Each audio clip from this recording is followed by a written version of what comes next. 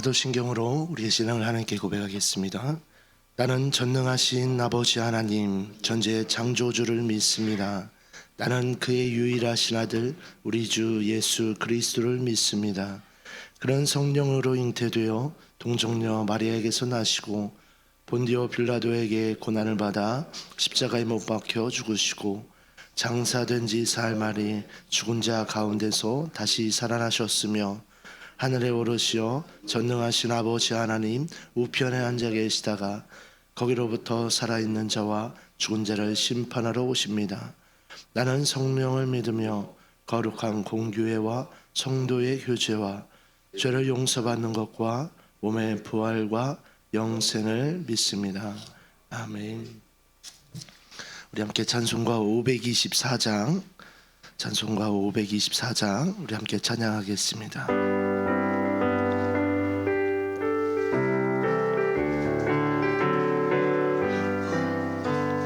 갈 길을 밝히 보이시니 주 앞에 빨리 나갑시다.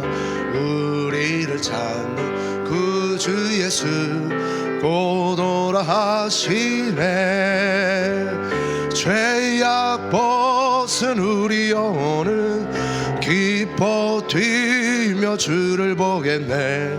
하늘에 계신 주 예수를 영원히 섬기리. 우리를 오라 하시는 말 기쁘게 듣고 순종하세. 그 주를 믿기 지체 말고 속속히 나가세. 죄악 벗은 우리 영혼은 기뻐 뛰며 주를 보겠네. 하늘에 계신 주 예수를 영원히 섬기리. 주 오늘 여기 계시오니 다 와서 주의 말씀 드세. 듣기도 하며 생각하니 참 진리시로다. 죄악 벗은 우리 영혼은 기뻐 뛰며 주를 보겠네. 하늘에 계신 주 예수를 영원히 섬기리. 아멘. 오늘 우리에게 주실 하나님의 말씀은 열왕기하 23장 21절에서 30절까지의 말씀입니다. 열왕기하 23장 21절에서 30절까지의 말씀 한 절씩 교독 후 마지막 절은 합독하겠습니다. 왕이 뭇 백성에게 명령하여 이르되 이 언약책에 기록된 대로 너희의 하나님 여호와를 위하여 유월절을 지키라 하매. 사사가 이스라엘을 다스리던 시대부터 이스라엘 여러 왕의 시대와 유다 여러 왕의 시대에 이렇게 유월절을 지킨 일이 없었더니 요시야 왕 18째 해에 예루살렘에서 여호와 앞에 이 유월절을 지켰더라. 요시야가 또 유다 땅과 예루살렘에 보이는 신접한 자와 점쟁이와 드라빔과 우상과 모든 가증한 것을 다 제거하였으니 이는 대제사장 실기야가 여호와의 성전에서 발견한 책에 기록된 율법의 말씀을 이루려 함이라. 요시야와 같이 마음을 다하며 뜻을 다하며 힘을 다하여 모세의 모든 율법을 따라 여호와께로 돌이킨 왕은 요시야 전에도 없었고 후에도 그와 같은 자가 없었더라. 그러나 여호와께서 유다를 향하여 내리신 그 크게 타오르는 진노를 돌이키지 아니하셨으니 이는 므낫세가 여호와를 경노하게 한 그 모든 경노 때문이라. 여호와께서 이르시되 내가 이스라엘을 물리친 것 같이 유다도 내 앞에서 물리치며 내가 택한 이 성 예루살렘과 내 이름을 거기에 두리라 한 이 성전을 버리리라 하셨더라. 요시야의 남은 사적과 행한 모든 일은 유다 왕 역대시락에 기록되지 아니하였느냐. 요시야 당시에 애굽의 왕 바로 느고가 아수르 왕을 치고자 하여 유브라데 강으로 올라가므로 요시야 왕이 맞서 나갔더니 애굽 왕이 요시야를 무깃도에서 만났을 때 죽인지라. 신복들이 그의 시체를 병거에 싣고 무깃도에서 예루살렘으로 돌아와 그의 무덤에 장사하니 백성들이 요시아의 아들 여호아하스를 데려다가 그에게 기름을 붓고 그의 아버지를 대신하여 왕을 삼았더라. 아멘. 기도하겠습니다. 좋으신 아버지 하나님, 은혜를 감사합니다. 지난 간밤에도 저희들을 주님 품 안에서 편히 쉬게 해주시고 또 이 새벽에도 저희들을 주 앞에 불러주심을 감사합니다. 오늘도 저희들에게 새날 주시고 또 생명 주시고 건강 주셨는데 이 한날도 주님과 더불어 동행하게 하시고 주를 기쁘시게 하는 한날 되게 하여 주옵소서. 이 새벽에도 주님께 감사의 예물과 또 일천번째 예물을 드립니다. 믿음으로 또 순종으로 감사함으로 드리는 예물을 주님께서 기뻐 받으시며 약속하신 하늘의 복과 땅의 복으로 충만하게 채워 주옵소서. 주의 은혜로 종의 가정들을 형통케 해주시며 그 자녀들을 축복하여 주옵소서. 예수님의 이름으로 축복하며 기도하옵나이다. 아멘. 이 새벽에도 주의 은혜와 축복이 함께 하시기를 축원합니다. 기도해 주시고 해서 은혜롭게 우리 정견 수련회를 잘 마쳤습니다. 준비하면서 이제 많은 기도를 했는데 2박 3일 동안 하나님께서 역사하시는 것들을 많이 경험하는 이제 그런 시간들이셨어요. 연세 드신 분들한테 제가 재밌으세요? 이렇게 여쭤보니까는요, 어제 너무 좋다고. 너무 어떤 분은 어제 돌아오시는 길에 저보고 목사님 내년에도 또 해요 그러시더라고요. 최순전 의원님은 고개를 이번에 이제 총책임을 맡아서 이제 해보시니까 쉽지 않으시는 일이셨죠. 근데 어쨌든 은혜 가운데 잘 맞춰서 좋은 그 신앙적인 추억을 갖게 돼서 감사합니다. 많은 분들이 기도해 주셔서 감사하고 또 이제 참여하지 못한 분들도 여러 가지로 대해서 기도해 주시고 도와주셔서 어쨌든 감사합니다. 자, 이제 오늘 이제 열왕기하 23장에 있는 말씀 가지고 또 나왔습니다. 이제 요시야 왕의 이제 마지막 그 모습을 이렇게 설명을 하고 있습니다. 이 요시야 왕은 8살의 왕이 돼서 이제 그의 나이 26살 되던 해에 이제 성전 수리를 하다가 성전에서 이제 하나님의 말씀을 발견합니다. 그리고 이제 그 말씀을 읽고 나니까 우리가 이렇게 잘못했구나 하는 것을 이제 깨닫고 이제 소위 말하는 종교 개혁을 단행을 합니다. 그래서 이제 어제까지 그 말씀에는 요시야가 어떻게 그 나라 안에서 우상들을 제거했는지에 대한 얘기가 이제 어제까지의 말씀에 쫙 기록되어 있습니다. 그래서 이제 나라 전역을 다니면서 이제 그 여러 가지 많은 우상들을 제거하고 그 우상을 섬겼던 제사장들을 제거하는 이제 그런 일들을 쭉 얘기를 합니다. 그리고 이제 오늘 말씀부터는 이제 유월절을 지켰다. 그러니까 어제까지는 나쁜 것을 제거했다면 이제 오늘은 그동안 마땅히 해야 될 것을 하지 않은 이제 유월절을 지켰다라는 얘기가 이제 오늘 말씀에 나옵니다. 21절에 보시면 왕이 뭇백성에게 명령하여 이르되 이 언약의 책에 기록된 대로 너희 하나님 여호와를 위하여 유월절을 지키라. 그래서 이제 23절에 가면 요시야 왕 18째 해에 예루살렘에서 여호와 앞에 이 유월절을 지켰다. 이렇게 얘기를 합니다. 그런데 이런 그 요시야의 노력에 대해서 이제 그 평가를 이렇게 합니다. 22절에 보시면 사사가 이스라엘을 다스리던 시대부터, 그러니까 이제 이스라엘 백성들이 이제 그 가나안 땅을 점령하죠. 출애굽 2세대, 그러니까 가나안 땅 1세대입니다. 그리고 난 다음에 이 1세대가 여호수아 세대입니다. 다 죽고 그 다음 세대가 이제 사사 세대죠. 이때부터 이스라엘 백성들이 조금씩 타락을 하기 시작을 한 것이죠. 그래서 이 사사 시대가 이스라엘을 다스리던 시대부터 이스라엘의 여러 왕 시대, 또 유다의 여러 왕 시대, 그러니까 남북이 갈라진 시대를 말하는 겁니다. 이렇게 유월절을 지킨 일이 없었다 이렇게 말합니다. 근데 사실 이거는 약간의 과장법이에요. 왜냐하면 이 사이에 누가 있었죠? 다윗이 있었습니다. 그래서 다윗은 하나님 앞에 가장 모델적으로 이렇게 쓰임 받았던 왕이고, 또 이때 하이라이트를 지었던 것이 솔로몬이 성전을 짓고 하나님께 제사를 드린 그런 사건들이 있었죠. 그러니까는 사사 시대부터 지금까지 유월절을 지킨 적이 없었다. 이거는 좀 과장이죠. 분명히 다윗 시대일 수 있고 솔로몬 시대도 있었기 때문에 이거는 약간 과장이라고 할 수 있습니다. 근데 어쨌든 이렇게 평가를 했어요. 요시야가 우상을 제거하고 그다음에 나라를 이렇게 신앙을 바로 세우려고 하는 노력을 사사 시대부터 지금까지 이렇게 한 적이 없었다. 이렇게 평가할 만큼 요시야가 엄청난 노력을 한 것입니다. 자, 25절로 이렇게 가보시면 또 이런 말이 나옵니다. 요시야와 같이 마음을 다하여 뜻을 다하여 힘을 다하여 모세의 모든 율법을 따라 여호와께로 돌이킨 왕은 요시야 전에도 없었고 후에도 그와 같은 자가 없었다. 소위 전무후무하다 이런 얘기를 합니다. 이것도 과장법입니다. 왜냐하면 요시야 전에 있었죠. 왜? 다윗이 있었고 솔로몬이 있었기 때문에 없었다고 말할 수 없어요.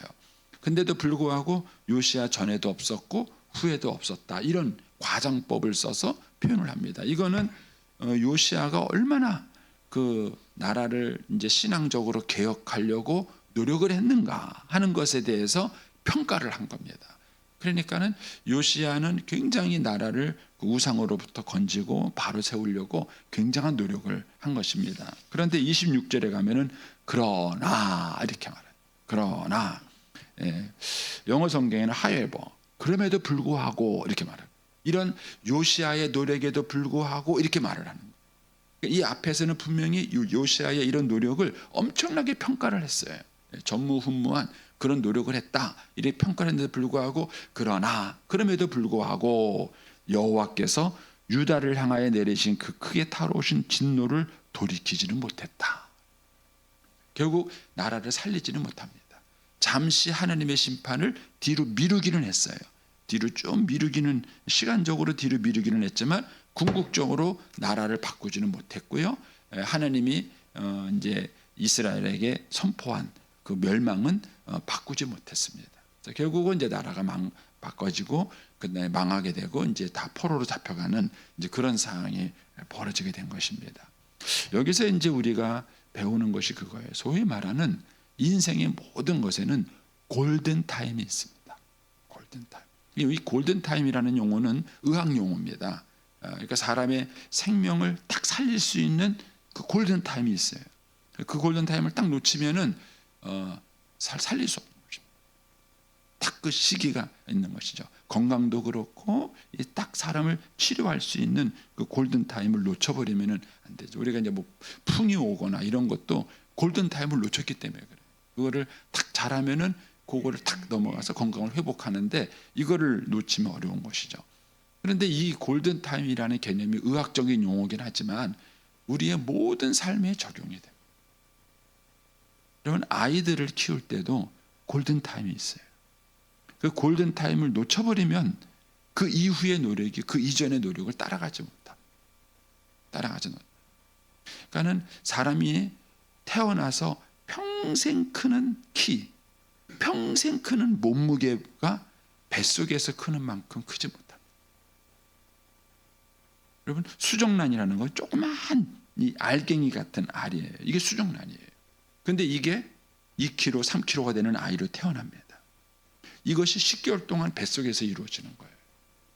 그러니까 이 10개월 동안 뱃속에서 이루어진 성장이 태어나서 80년을 크는 만큼 성장을 못하는 거예요. 그러니까는 뱃속에서의 10개월이 얼마나 중요한지 모르고 이게 태아교육이에요.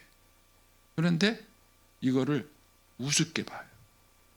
그래서 엄마가 태아 때 영양이 잘못됐거나 엄마가 아이가 있을 때 스트레스를 많이 받거나 그러면서 그 아이가 태어나면 그 태어난 아이가 평생 영향을 받는 거예요.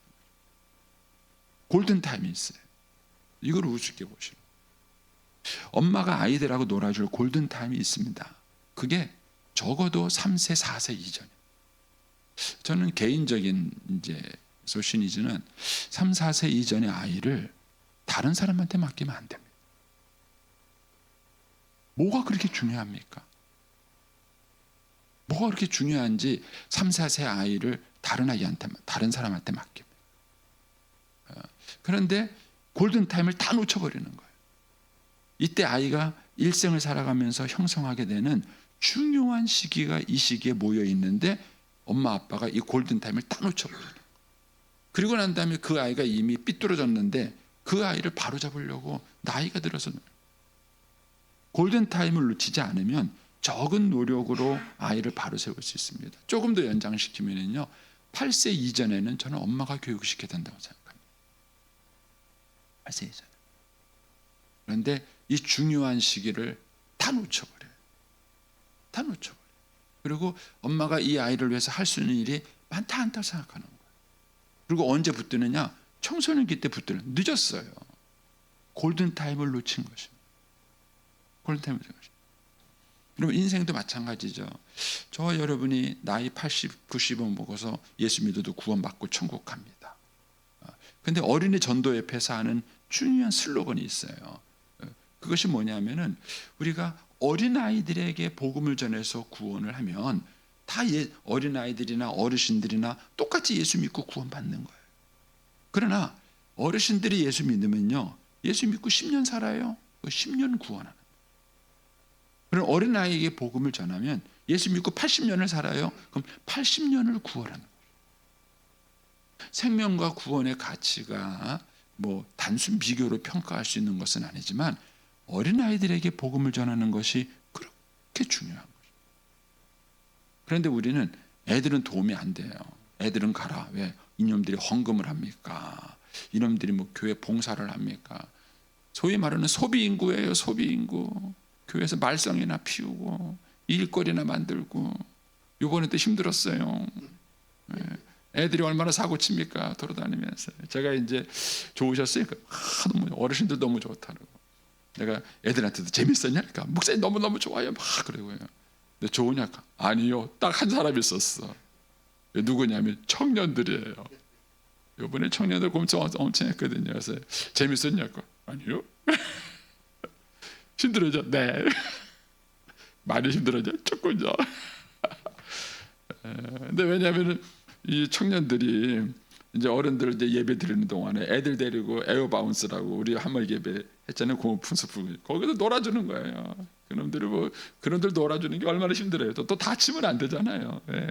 안전사고도 책임져야지, 놀아줘야지.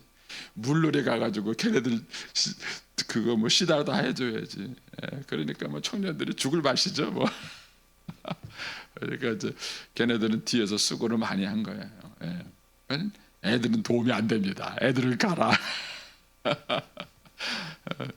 교회 안에서 우리가 아이들을 볼 때는 아이들이 이게 천덕꾸러기예요. 다니면서 사고나 치고 돈만 들어가고 하는 게 도움이 안 됩니다. 예. 돈 되는 어른들을 전도해야 예? 예. 헌금도 하고 봉사도 하고 그럴 거 아닙니까? 굉장히 단순한 생각이에요. 어떻게 보면 세속적인 생각이라고 할 수 있습니다. 그러다 보니까는요, 정말 복음을 전해서 사람을 구원해야 될 골든타임을 다 놓쳐버려요. 다 놓쳐버려요. 한국 교회가 실수하고 있는 게 여기에요. 어른들이 너무 실용적이에요. 너무 실용적이고 그 다음에 교회를 운영하는데 너무 세속적이에요.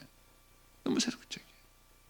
그러니까는 아이들에게 투자하고 아이들에게 복음을 전하고 아이들을 훈련시켜야 될 골든타임을 다 놓쳐버려요. 아버지 학교 훌륭합니다. 그런데 아버지 학교 이전에 교육을 시켜야죠. 제가 그래요. 목사님, 도대체 남편이 말을 안 해요. 집에 들어와서 말을 안 해요. 근데 그 말을 안 하는 책임이 누구한테 있어요? 엄마한테 있어요. 애가 키우면서 뭐 쪼쪼쪼 되면 남자가 입이 싸냐? 남자가 이제 묵직해야지. 남자가 울면 돼. 이렇게 키워놨잖아요, 어른들이. 이렇게 어렸을 때부터 훈련받은 그 애가 나이가 들면은 얘기합니까? 표현합니까? 안 되죠. 어렸을 때부터 바꿔놔야죠. 어렸을 때부터. 골든타임을 다 놓쳐버린 거예요. 소위 말하는 골든타임을 다 놓쳐버려요. 그러니까 엄청난 노력을 했음에도 불구하고 그 다음에 노력의 가치가 별로. 저는 이제 아이들을 이제 결혼하기 전에 예비 교육을 시켜요. 쉽지 않습니다. 여러분 아이들하고 2시간, 3시간씩 5번 만나서 공부하는 게 쉽지 않습니다. 근데 제가 투자하는 데 이유가 있어요. 그게 골든타임이거든요. 아이들이 결혼 전에 이렇게 해서 교육시키면요 얼마나 재밌는지 몰라요 아이들이. 예. 근데 그때 잘 습관을 쌓아놓으면은요 평생 여러분들이 이 골든 타임을 놓치시면 안 됩니다. 예. 개인의 인생에도 마찬가지입니다. 개인의 인생을 살아가면서도 내 개인을 향하신 하나님의 뜻과 일을 성취하는 골든 타임이 있어요.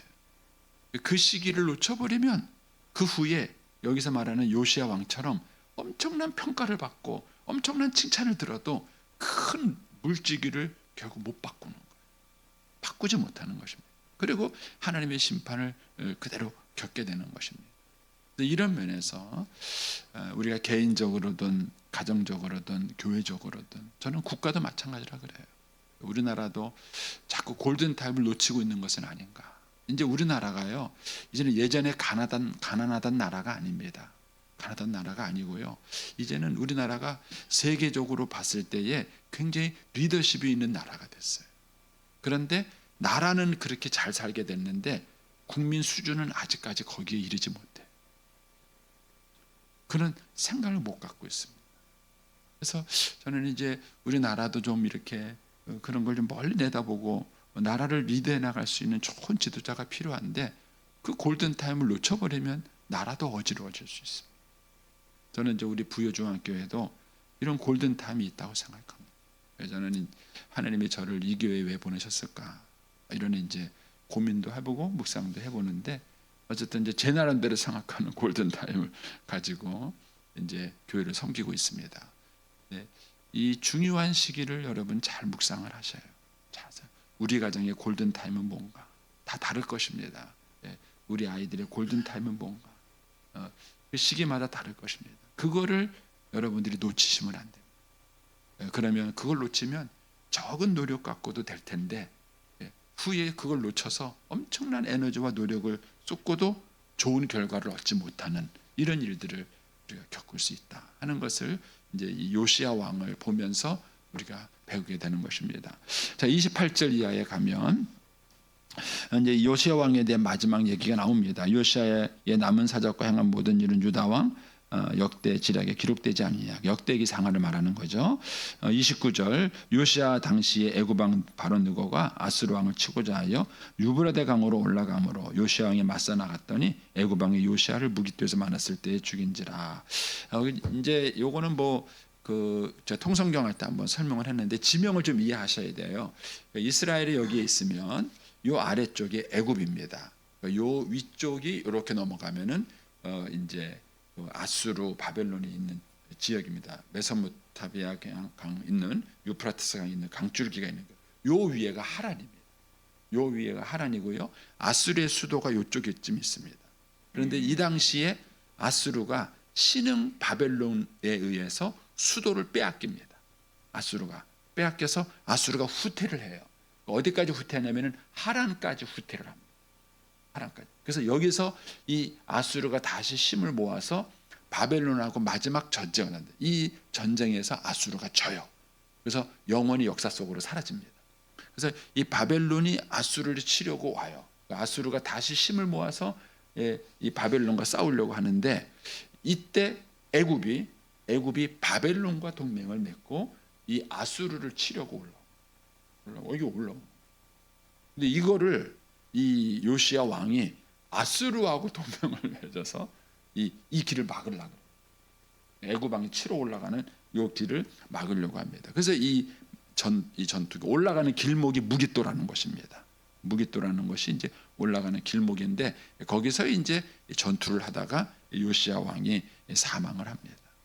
요시야 왕은 나라를 개혁하는 데는 이제 굉장히 열정적인 그런 사람이었지만 시대의 흐름을 바라보는 정서는 좀 약했습니다. 국제 정서가 어떻게 돌아가는지 이런 부분에 대해서는 그가 좀 약했죠. 그래서 결국은 하나님의 뜻을 보지 못한 것이죠. 그러니까 하나님은 아수르가 멸명하고 바벨론을 세우는 것이 하나님의 뜻이었는데 이렇게 크게 하나님의 말씀을 가지고 보는 눈이 약했고 결국 이것 때문에 이 요시야 왕은 사망, 전사를 하게 되는 모습을 보게 됩니다. 저와 여러분이 하나님의 말씀을 개인적으로도 적용하고 그 다음에 하나님의 말씀을 가지고 이 세상을 바라볼 수 있는 눈도 키우셔야 됩니다. 쉬운 일은 아니에요. 쉬운 일은 아니지만 그러나 저와 여러분이 이 말씀을 가지면 세상이 보입니다. 세상의 흐름이 보이는 것이죠. 그래서 저와 여러분이 정말 하나님의 말씀이 우리들의 삶의 중심이 될 수 있게 되기를 축복합니다. 기도하겠습니다.